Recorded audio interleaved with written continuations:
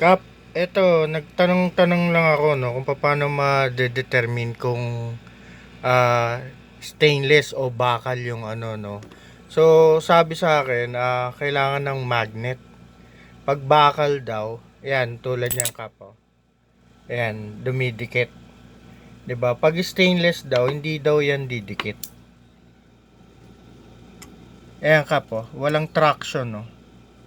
Walang magnetic, ano. So, one way daw para malaman kung yun nga, stainless, dapat hindi dumidikit. So, yan, Kap, oh. Walang ano eh, oh. Walang dikit eh. So, dapat kung ano yan, may laban. Ayan, oh, parang ganyan, oh. Naangat ko, 'di ba? Yan, naangat ko siya. Pero ito kasing isa, hindi siya dumidikit eh, oh. Ayan, oh. Wala, oh, Kap, oh. So, one way daw para malaman kung stainless, eh hindi dapat siya na mamagnet.